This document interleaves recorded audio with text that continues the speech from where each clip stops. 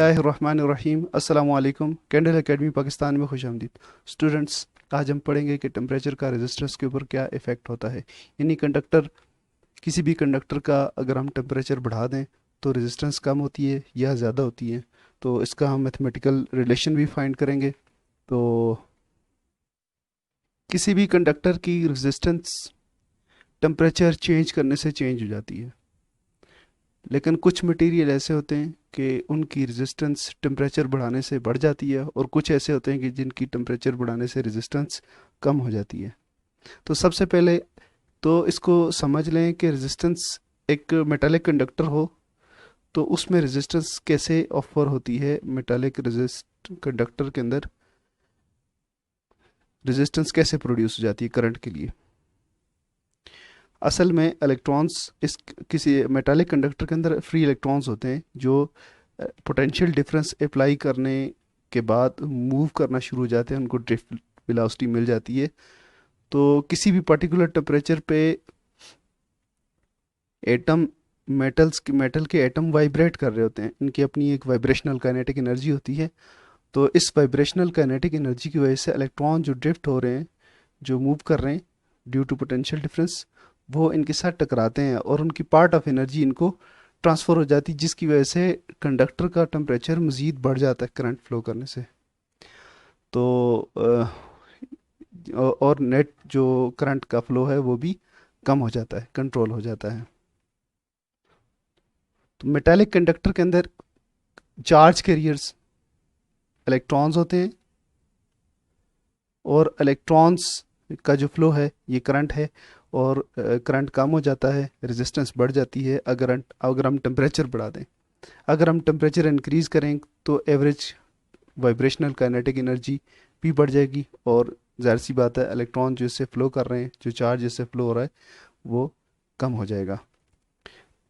दूसरा, charge carriers, कुछ material के अंदर इलेक्ट्रॉन के आयंस होते हैं।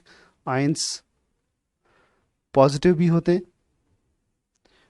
पॉजिटिव आयंस या नेगेटिव आयंस दोनों हो सकते हैं। इलेक्ट्रोलाइट के अंदर बेसिकली, इलेक्ट्रोलाइट के अंदर जो करंट होता है वो आयंस की वजह से होता है, जिसके अंदर हमने इलेक्ट्रोड्स डिप किए हुए। अब अगर हम इलेक्ट्रोलाइट का टेम्परेचर हम बढ़ा देते हैं तो फिर करंट के ऊपर क्या फ़र्क पड़ता है। इलेक्ट्रोलाइट का टेम्परेचर बढ़ने से आयंस की मोबिलिटी बढ़ जाती है। आयन की मोबिलिटी बढ़ी, नहीं आयंस जो हैं वो मूव करना उनके लिए ज़्यादा इजी हो जाता है पहले से।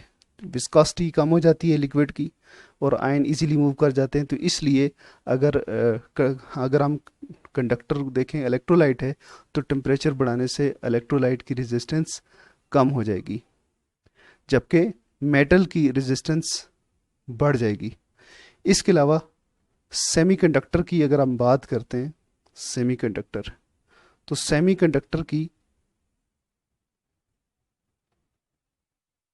सेमीकंडक्टर सिलिकॉन, जर्मेनियम, कार्बन, ये जिसमें कार्बन का एलोट्रोप है, ग्रेफाइट। तो ग्रेफाइट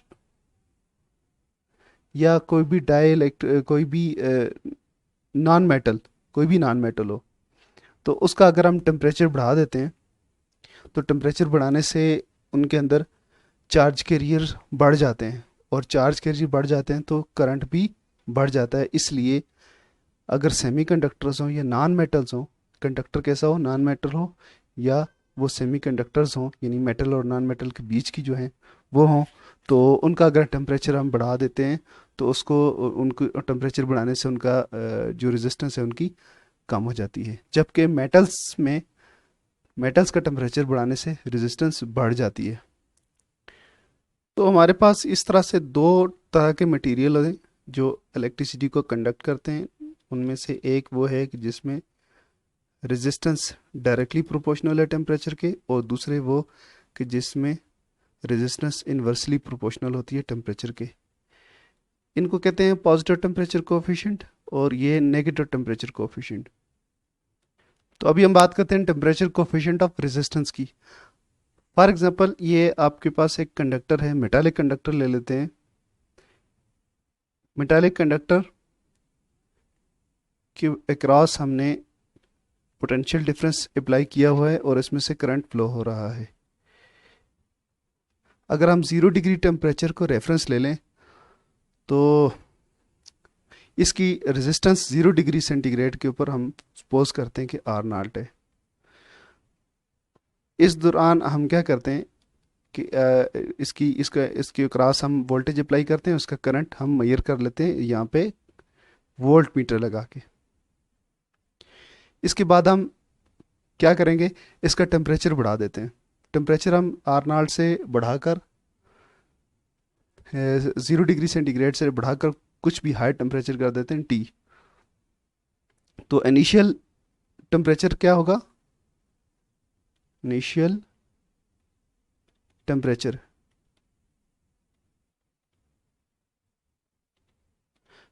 आपका है टी नॉट जो कि 0 डिग्री है, और फाइनल टेम्परेचर क्या है,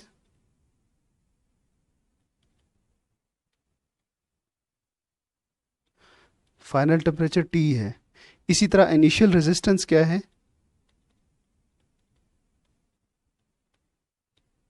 इनिशियल रेजिस्टेंस आर नॉट है, और फाइनल रेजिस्टेंस जो हाई टेम्परेचर पे है वो क्या होगी, आर टी कह लेते हैं उसको। अब अगर हम टेम्परेचर बढ़ाते हैं तो change in temperature delta T क्या होगा, टी माइनस टी नॉट, ये डेल्टा टी है। और टेम्परेचर बढ़ाने से जो रेजिस्टेंस के अंदर चेंज आएगा, फाइनल रेजिस्टेंस में से इनिशियल रेजिस्टेंस माइनस कर दें तो आपके पास चेंज इन रेजिस्टेंस आ जाएगा जो कि होगा R T minus R not.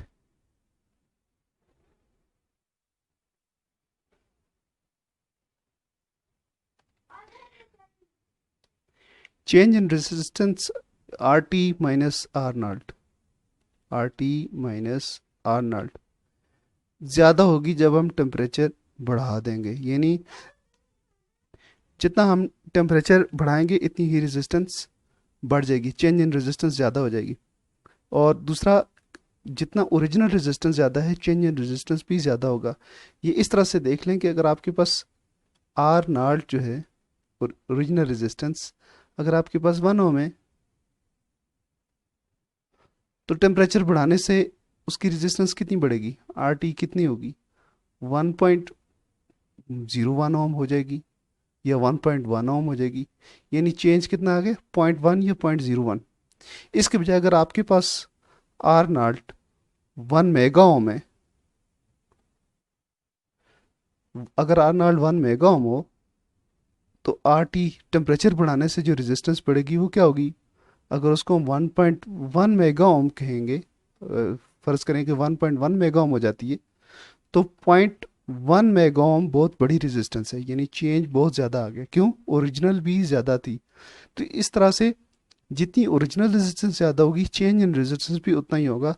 तो R T minus R naught directly proportional है ओरिजिनल रेजिस्टेंस के।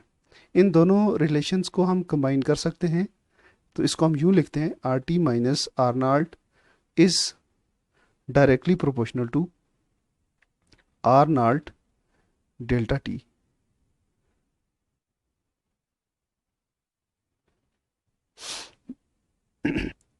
यहाँ पे प्रोपोर्शनैलिटी का साइन हटा देते हैं, इक्वलिटी के लिए हम इसे कांस्टेंट यूज़ करना पड़ेगा। यहाँ पे R T minus R naught is equal to constant, constant R naught delta T. और ये कांस्टेंट यहाँ पे क्या है, कांस्टेंट किसके इक्वल है, ये कांस्टेंट है alpha, which is called temperature coefficient of resistance. तो अल्फा क्या है, टेम्परेचर कोफिशिएंट ऑफ रेजिस्टेंस। इसको इसके अंदर प्लग इन कर देते हैं, R T minus R naught is equal to alpha R naught delta T. अच्छा, तो यहाँ पे अगर हमें अल्फा का पता हो ओरिजिनल रेजिस्टेंस का पता हो और चेंज इन टेम्परेचर का पता हो, तो हम ये फाइंड कर सकते हैं कि फाइनल रेजिस्टेंस क्या होगी, हाई टेम्परेचर पे क्या रेजिस्टेंस होगी। यानी हमें अगर पता है कि ज़ीरो एक कंडक्टर है, पीस ऑफ कंडक्टर है, इस पीस ऑफ कंडक्टर की 0 डिग्री सेंटीग्रेड पर रेजिस्टेंस का हमें पता है कि क्या है, और दूसरा हमें अल्फ़ा का पता है, इस मटेरियल का, जो भी मटेरियल है उसका अल्फ़ा होगा, तो बला बला बला कुछ भी होगा, डाटा शीट से पता चल जाएगा। तो इसका अल्फ़ा हमें पता है, तो हम ये चीज़ें इसके अंदर प्लग इन करेंगे तो हमें फाइनल रेजिस्टेंस आर टी इस फार्मूले से मिल जाएगी। उसका जो रिलेशन होगा फाइनल इस तरह से होगा, R T is equal to R naught, ये इस तरफ जाके प्लस हो जाएगा, plus alpha R naught delta T. इस रिलेशन को मज़ीद सिंप्लीफाई कर सकते हैं, R T is equal to R naught common ले लें तो 1 प्लस एल्फा डेल्टा टी। तो ये इस रिलेशन से हमें फाइनल रेजिस्टेंस का पता चल जाएगा। तो बस ये तीन वेरिएबल हमारे पास होने चाहिए, आर नॉट हो, डेल्टा टी और एल्फा हमें पता हो। यही वाला रिलेशन हम यूज़ करेंगे तो इससे हम एल्फा को एल्फा का फार्मूला निकाल सकते हैं। यानी अगर हमें बाकी चीज़ें पता हैं तो हम एल्फा फाइंड कर सकते हैं किसी भी मटेरियल का। तो उसके लिए हमें इस रिलेशन को दोबारा से लिखना होगा, R T minus R naught is equal to alpha R naught delta T. तो यहाँ से हम उसको डिफाइन भी कर सकते हैं, उसके यूनिट्स भी निकाल सकते हैं अल्फ़ा के। तो इसको इस तरफ ले आते हैं, alpha is equal to R T minus R naught divided by R naught delta T. यहाँ से हमें इसकी डेफिनेशन का भी पता चल जाएगा और इसकी यूनिट्स का भी पता चल जाएगा। तो ये क्या है, ये चेंज इन रेजिस्टेंस है, ये ओरिजिनल रेजिस्टेंस, और ये है चेंज इन टेम्परेचर। तो हम इसको पहले डेफिनेशन लिख लेते हैं, definition of alpha.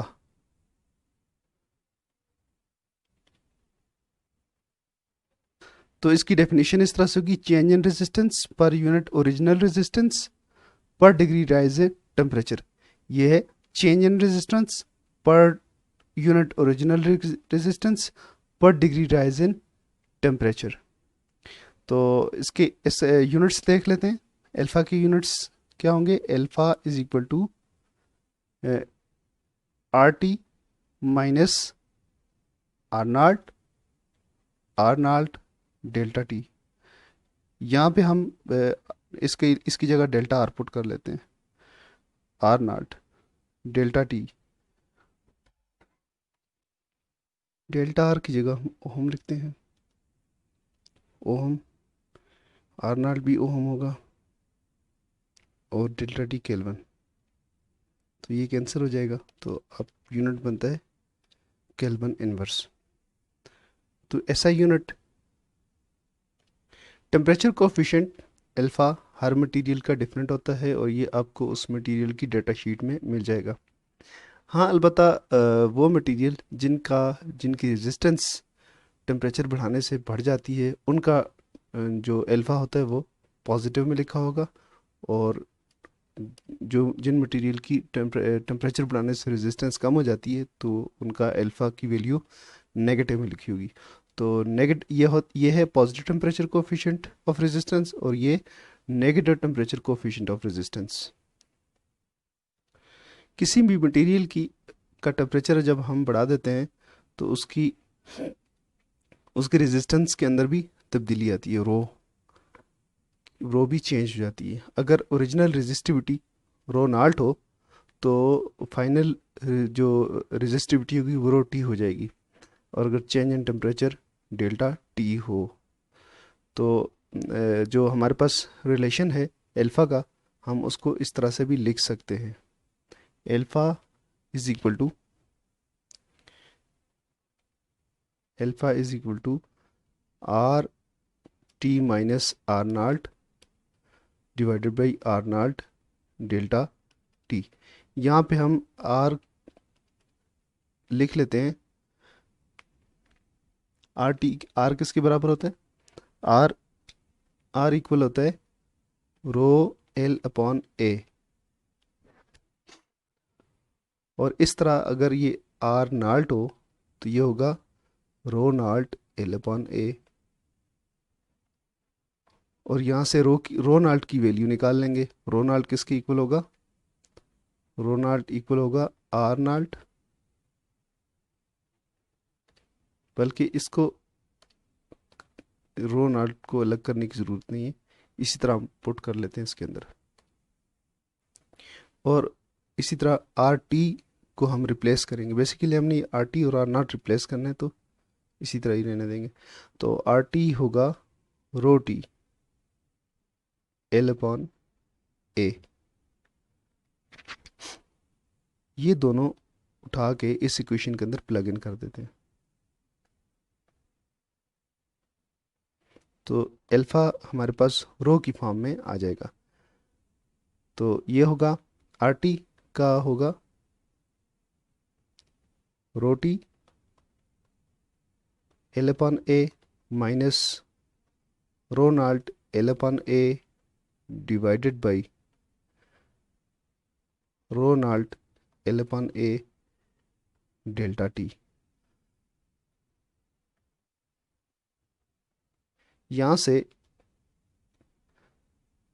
L upon A common ले लेंगे तो ये बन जाएगा rho T minus rho naught divided by rho naught L upon A delta T. तो ये एल अपॉन ए कैंसिल हो जाएगा, तो एल्फा जो बचेगा वो होगा rho T minus rho naught upon rho naught delta T. तो अब अल्फा को हम इस तरह से भी डिफाइन कर सकते हैं, रेजिस्टिविटी की फॉर्म की उसमें भी डिफाइन कर सकते हैं, टर्म में भी। Change in resistivity per unit original resistivity पर डिग्री राइज इन टेम्परेचर। ये चेंज इन रेजिस्टिविटी हो गया, ये ओरिजिनल रेजिस्टिविटी, और ये टेम्परेचर का चेंज। तो इस तरह से भी इसको डिफाइन कर सकते हैं, लेकिन इस सूरत में भी इसका जो यूनिट है वही केल्विन इनवर्स रहेगा। बिल्कुल रेजिस्टेंस की तरह हम फाइनल रेजिस्टिविटी भी फाइंड कर सकते हैं इस इक्वेशन की मदद से। अभी आप ऐसा करें, इसको इस तरफ, इक्वेशन की इस तरफ ले जाएं, तो rho T minus rho naught ऐसे रहेगा, rho T minus rho naught एक साइड पे, और rho naught alpha, rho naught delta t alpha rho naught delta t, ये एक तरफ आ जाएगा। यहाँ से रो नॉट को उस तरफ ले जाते हैं तो ये हो जाएगा rho T is equal to rho naught plus alpha rho naught delta T. Rho T is equal to rho naught one plus, यहाँ कॉमन ले लें, one plus alpha delta T. तो अगर आपको रेजिस्टिविटी का पता हो ओरिजिनल क्या है किसी भी मटेरियल की, तो आप उसकी फाइनल रेजिस्टिविटी बता सकते हैं। अगर आपको चेंज इन टेम्परेचर का भी पता हो और एल्फा की वैल्यू का भी पता हो। स्टूडेंट्स, आज का लेक्चर इतना ही है। नेक्स्ट क्लास में हम वायर बाउंड रेजिस्टेंस के बारे में पढ़ेंगे, क्या होता है, कैसे बनता है, और उसको एज ए रियोस्टेट और एज ए पोटेंशियल डिवाइडर कैसे यूज़ किया जाता है। इसके अलावा हम एक इम्पॉर्टेंट कंसेप्ट वोल्टेज डिवाइडर का भी पढ़ेंगे कि वोल्टेज डिवाइडर को हम कैसे यूज़ करते हैं। तो इजाज़त दीजिए, अल्लाह हाफ़िज़।